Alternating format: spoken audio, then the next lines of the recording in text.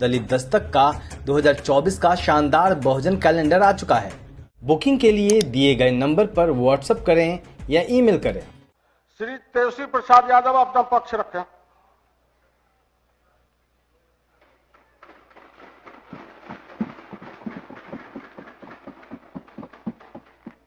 अध्यक्ष महोदय, हम इस नई सरकार के विरोध में खड़े हैं और सबसे पहले हम माननीय मुख्यमंत्री जी को धन्यवाद देना चाहते हैं कि लगातार 9 बार उन्होंने शपथ लेकर के इतिहास रचने का काम किया और 9 बार तो लिया ही महोदय, लेकिन एक ही टर्म में 3-3 बार लिया, ऐसा अद्भुत नजारा हम लोगों ने नहीं देखा। माननीय दोनों सम्राट चौधरी जी डिप्टी सीएम बने, बड़ी खुशी है कि ये डिप्टी सीएम बने। इनका बयान हमने देखा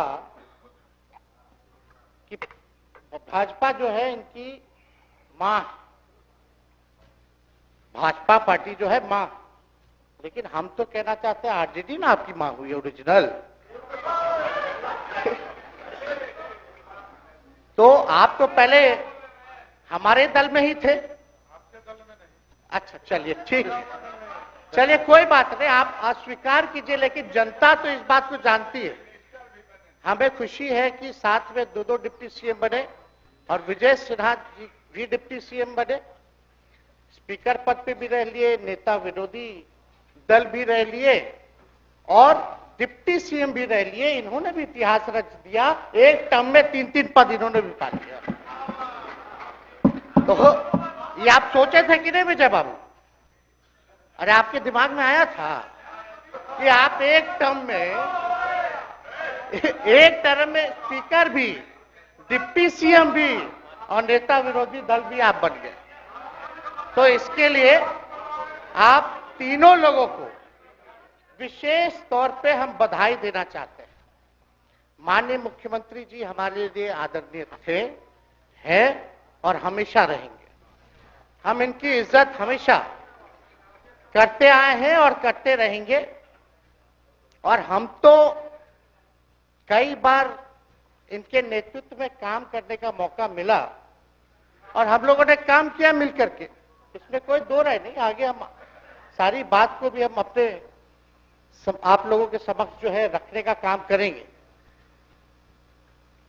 अब कई बार माननीय मुख्यमंत्री जी जो हैं इस बात को बोलते रहे हैं कि तुम मेरा बेटा जैसा हो, कई बार बोलते हैं और हम भी अपना मानते हैं, अपने गार्जियन मानते हैं। और आप लोग भगवान राम की चर्चा करते हैं, हम आप सबके मन में तो राम है ही, शांति शांति, लेकिन एक बात समझना पड़ेगा, हम तो नीतीश जी को एक दशरथ जो पिता है उनके रूप में वैसा गार्जियन मानते हैं कि भाई कई बार जो है इन्होंने कई बार आप लोगों के सामने भी बोला आप तो यही करेगा, यही आगे बढ़ेगा। तो चलिए नौजवान लोग ना आगे बढ़ेगा, आगे काम करेगा, लेकिन कई बार मजबूरियां रही होंगी इनकी, जैसे दशरथ की मजबूरी थी, राजा दशरथ की, कि राम को जो है वनवास जो है भेज दिया गया। लेकिन उस बात को हम मानते हैं कि हम वनवास नहीं आए हैं, बल्कि हमको इन्होंने भेजा है जनता के बीच उनके सुख और दुख के भागीदार बनने। पहले बार ही अपने से दूर किए, वो भी क्या मजबूरियां रही हमको नहीं पता, ना आपको पता, किसी को नहीं पता क्या मजबूरियां रही। लेकिन इन्होंने जब पहली बार जब दूर किया तो एक ही बात निकल के आया। क्या बात निकल के आया कि आप जो है एक्सप्लेन कर दीजिए, आपके ऊपर जो है मुकदमा है, केस है। जब दोबारा जब इन्होंने अपनाने का काम किया तो इन्होंने कहा कि सब बीजेपी वाला सब फंसाने का काम करता है, ईडी और सीबीआई लगा देने का काम करता है। देखिए, हम तो आपको इज्जत देते हैं और आगे भी देते रहेंगे, लेकिन ये बात समझना पड़ेगा। और बिहार की जनता ये जानना चाहती है कि आखिर ऐसा क्या कारण है कि आप कभी इधर रहते हैं, कभी उधर रहते हैं। ये तो सब लोग जानना चाहता है, सब लोग की इच्छा है। आखिर क्या ऐसा हो गया कि आपको ये निर्णय लेना पड़ा?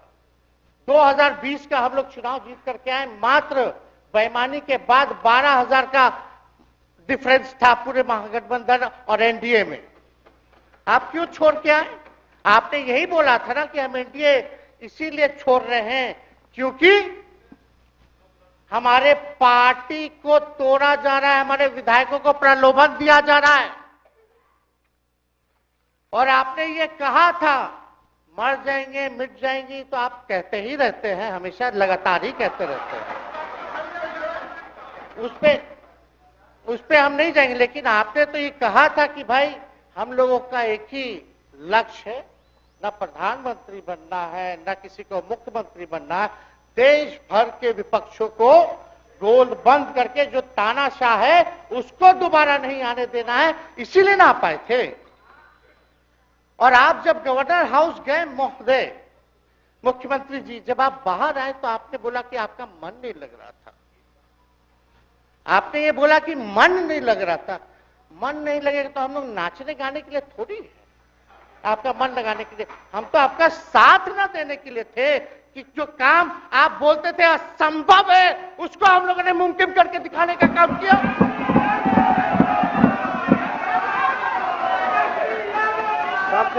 आपने 2020 के चुनाव में क्या कहा था?